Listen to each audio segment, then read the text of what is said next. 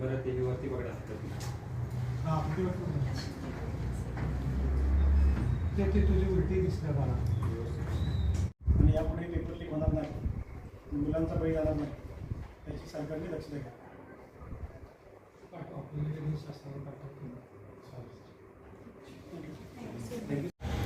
नमस्कार, मी प्रथमेश गोरे, रत्नागिरी काँग्रेसमध्ये युवकांच्या काँग्रेसमध्ये आम्ही काम करतो. आज सोनम वांगचूक जे उपोषण करतायत आणि नीटचा पेपर लीक झाला आहे त्याची नैतिक जबाबदारी घेऊन धर्मेंद्र प्रधान यांनी राजीनामा द्यावा, यासाठी आम्ही जिल्हाधिकारी कार्यालयासमोर आज आंदोलन केलं आणि त्यांना निवेदन दिलेलं आहे.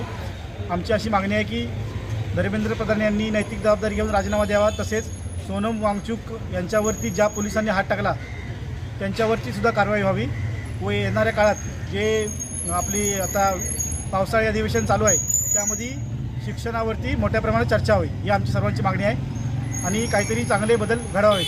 धन्यवाद.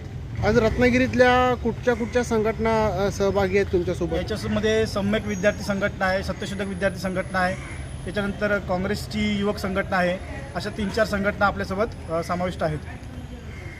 धन्यवाद. नमस्कार सर, मी अमर पवार, वंचित बहुजन आघाडी प्रणित सम्यक विद्यार्थी आंदोलनाच्या माध्यमातून आपलं नीटच्या एक्झामचा जो सगळा घोळ आहे आणि 20पेक्षा जास्त विद्यार्थ्यांनी आत्महत्या केल्या आहे, तर या सगळ्याला जबाबदार म्हणजे आपले भारताचे शिक्षण मंत्री आहेत धर्मेंद्र प्रधान. त्यांनी नैतिक जबाबदारी स्वीकारून राजीनामा दिला पाहिजे अशी आमची सगळ्यात महत्त्वाची मागणी आहे. आणि नीट एक्झाम आणि त्याला घेऊन इतर काही महत्त्वाचे मूलभूत प्रश्न आहेत, याला घेऊन दिल्लीमध्ये जंतर मंतर या ठिकाणी सोनम सर असतील, अभिदीप्ती असतील आणि इतर वेगवेगळ्या विद्यार्थी संघटनांचे विद्यार्थी असतील, हे उपोषणाला बसलेले आहेत. त्या उपोषणाला आम्ही समर्थन करतो.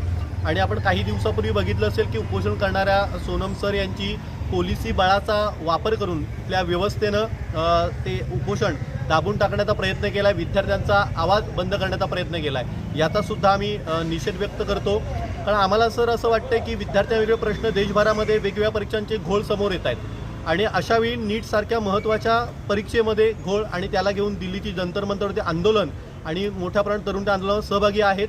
आणि फक्त सर आमचं एवढंच म्हणणं आहे की विद्यार्थ्यांचा आवाज आहे, विद्यार्थ्यांचा संवाद आहे, तो तुम्ही साधला, विद्यार्थी प्रश्न तुम्ही समजून घेतले पाहिजे. शासन हे सगळं न करता विद्यार्थ्यांचा आवाज दाबण्याचा प्रयत्न करतंय.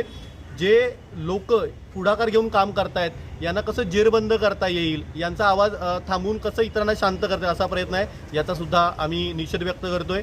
आणि हे करताना रत्नागिरीमध्ये आम्ही भारतीय नागरिक म्हणून तर आहोतच, आम्ही वेगवेगळ्या विद्यार्थी संघटनांचे प्रतिनिधी म्हणून या ठिकाणी निवेदन देण्यासाठी आलो होतो. तर थँक्यू. आणि सर आम्ही निवेदन देताना तुम्ही जर इतर उपस्थित जे सगळे विद्यार्थी आहेत, आम्ही या सगळ्याचा म्हणजे काही चुकीच्या गोष्टी निषेध करतोय, तर चांगल्या गोष्टीचं समर्थन करण्यासाठी इथं आहोत. तर सगळ्यांच्या हातामध्ये भारतीय संविधानाच्या प्रास्ताविक प्रत तुम्हाला दिसेल. तर आमचं असं म्हणणं आहे की आम्हाला आमचा आवाज व्यक्त करण्याचं स्वातंत्र्य कोण देत असेल तर ते म्हणजे भारतीय संविधान, आणि संविधानिक मार्गानेच आम्ही आमचा हा लढा लढतोय. ही गोष्ट मला इथं आवर्जून सांगावीशी वाटते. म्हणून आम्ही भारतीय संविधान प्रास्ताविक प्रत प्रातिनिधिक स्वरूपामध्ये किंवा प्रतिकात्मक स्वरूपामध्ये आम्ही हातामध्ये घेऊन निवेदन देताना सुद्धा ही प्रत आमच्या हातामध्ये होती.